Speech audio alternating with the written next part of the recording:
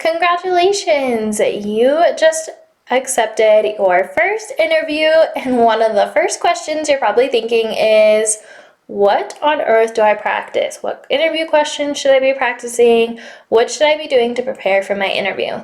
Now, there has been one consistent question that I have been asked over and over again about what you should be doing for your interview, and that is, what questions and answers should I be practicing for my interview? Now, about a year ago, I did a podcast episode about what teacher interview questions you should be practicing in order to prepare for your interview. Well, instead of remaking last year's content, I decided to upload last year's episode, but I want to expand it a little further. So here are the top 10 interview questions you should be practicing for your upcoming interview, plus I give sample answers on how I would be answering those interview questions. All right, with that being said, let's dive in.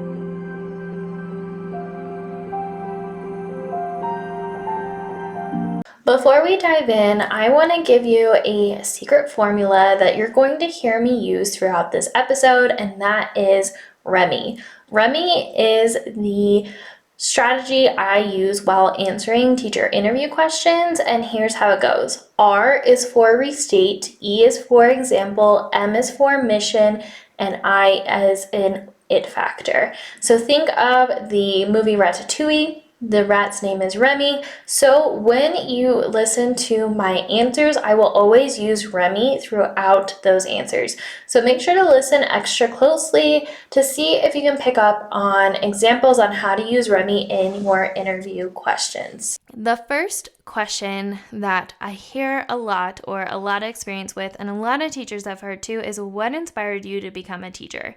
This is a common question in teacher interviews, and it's important to have a thoughtful and genuine answer prepared.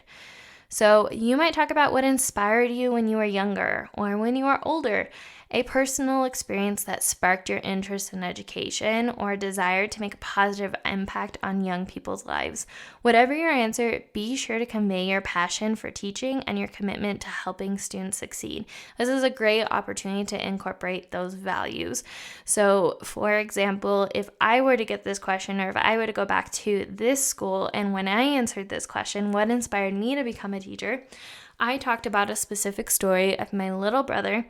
And I still remember he was sitting on the couch, and he bent over, and I had been practicing helping him tie his shoes. He was 2 years younger than me, and I had helped him practice tying his shoes, and finally one day he got it. He tied his shoes, and he looked up at me with the biggest eyes and the proudest look on his face, and he said, "I did it, Nana, I did it."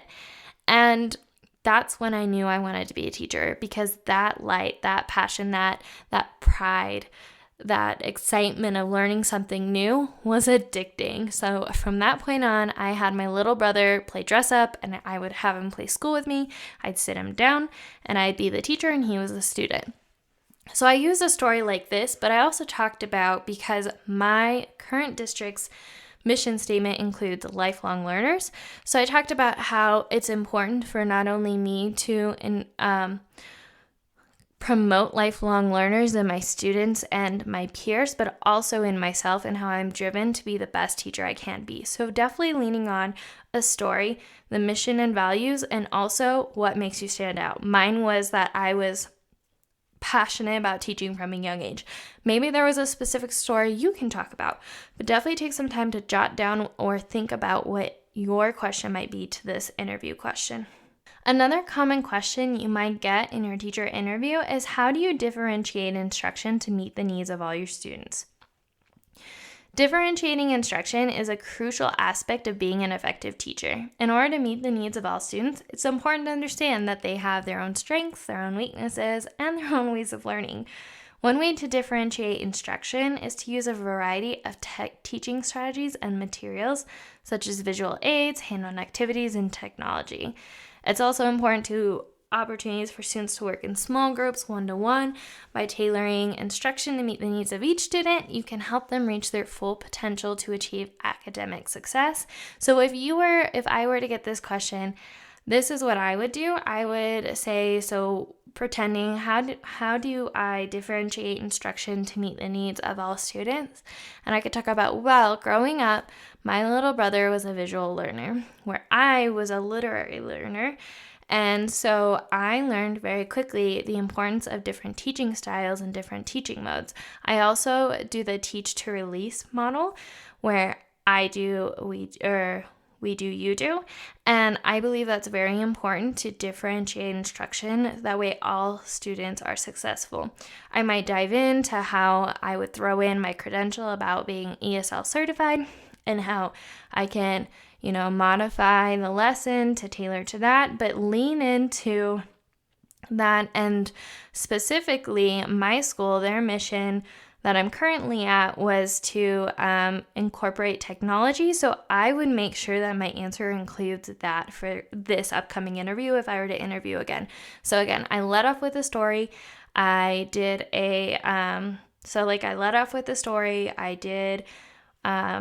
my answer that made me unique. And then I also had my mission statement in there. So try to hit all three. You'll start to notice a pattern in these questions when you can. The next question, how do you handle classroom management and discipline? Inside your guide, there's a spot for you to start writing down your classroom management plan. It's a good idea to think about this now. That way you have a very consistent answer across the board. And that way, if they try to throw any exceptions or one or two questions at you about classroom management, your answer is going to be similar and they're going to see that consistency for you. But classroom management and discipline is an important aspect of being a teacher. It's important to have a clear set of rules and expectations for behavior and to consistently enforce those rules. So when a student misbehaves, it's important to address the behavior calmly and respectfully and have your different steps. So, again, this could be like one time in the classroom, if you were to answer this, I had a student who did blank, and this is how I handled it. The classroom procedures are if first warning is this, second, third, fourth, fifth. So in this case, I would blank, and this is how we would solve it and make sure it doesn't happen next time. And so again, and making sure that you are hitting on, your math classroom management plan, what makes you stand out. For me, this would probably be about how I don't address behavior when both parties are not calm in a safe manner. So I work on regulation first. So that would probably be something I would focus on to help me stand out. And then also what do we do next time to make sure it doesn't happen again? And then again, throw in that mission statement when you can. Another question you might get is, how do you incorporate technology into your classroom? Especially after COVID, this is especially common one. They want to make sure they're getting teachers in that are common with technology or, familiar with technology. And incorporating technology into lessons is becoming increasingly important. So as a teacher, it's important to stay up to date with the latest technology and find ways to integrate it into your classroom. So maybe on the side, and whether it's in your guide or somewhere else, jot down some of the technology or different resources you use, and then you can give an example in this question of a time you used technology and what outcome your kids got. My kids and I used quizzes, my kids and I used, GimKit, whatever, and this was the result. My kids loved it. They learned so much. They went from this to this. But definitely showing that you're familiar and pushing in that experience or that specific story will help you be more credible.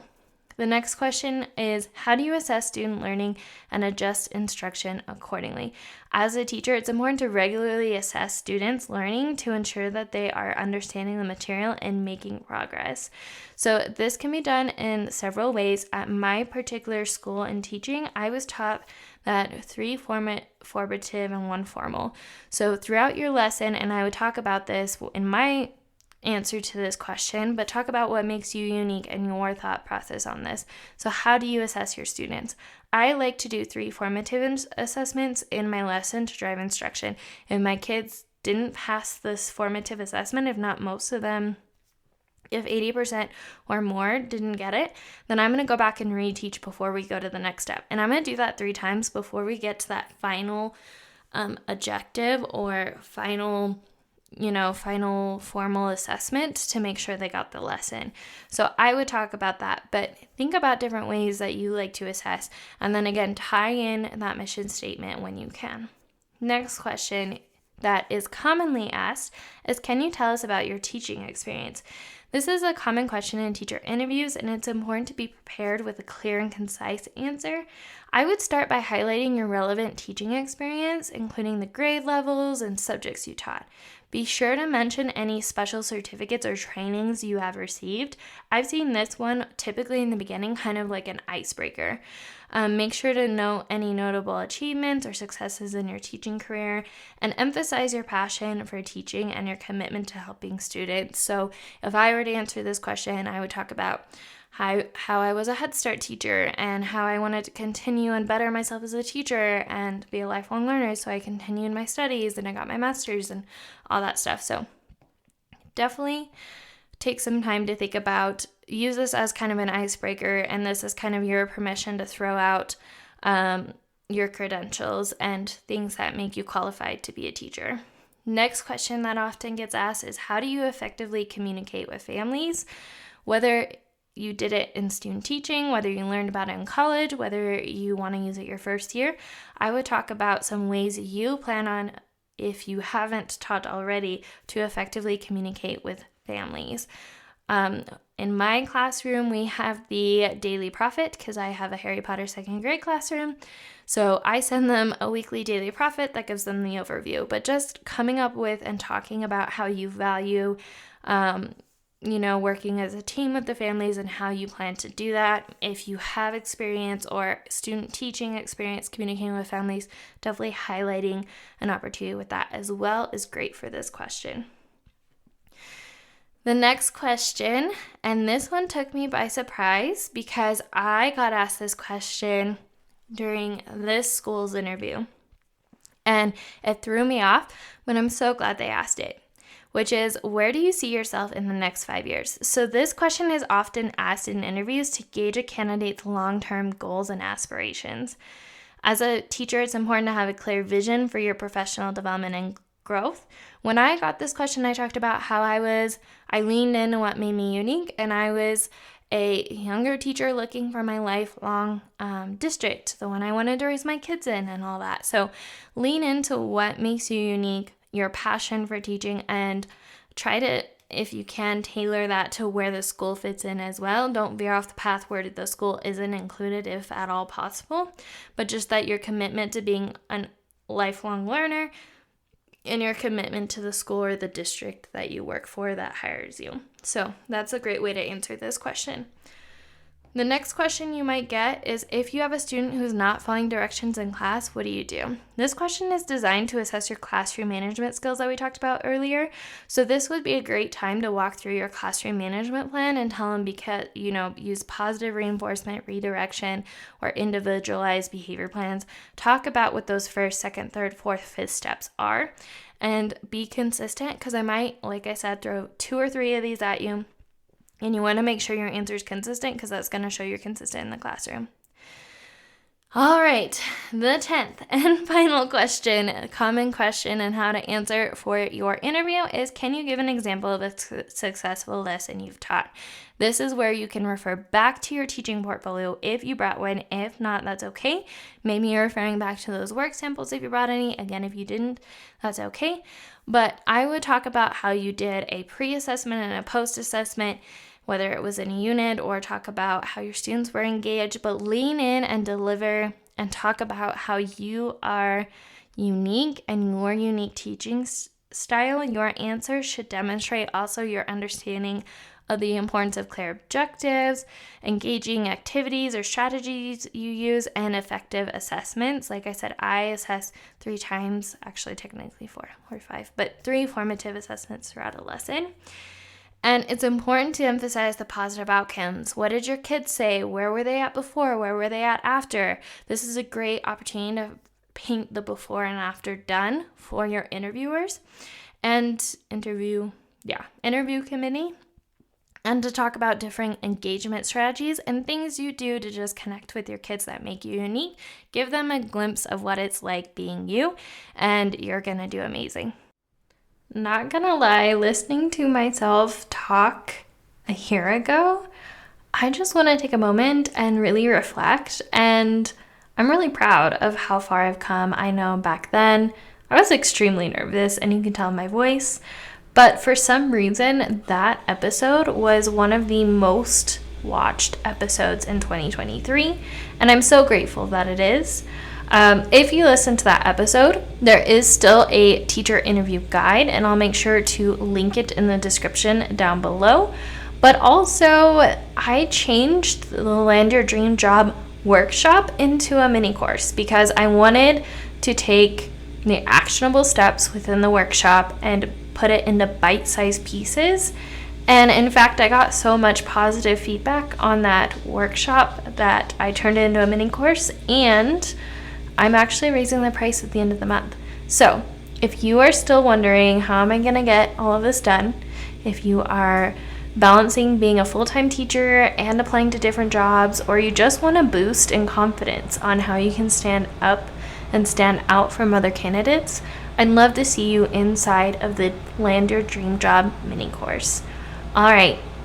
Thank you so much for joining with me for the blast from the past. Like I said, it was really fun for me to go back and reflect on how far I've come. But as always, remember, we are stronger together, and I will see you in the next one, teacher bestie. Bye.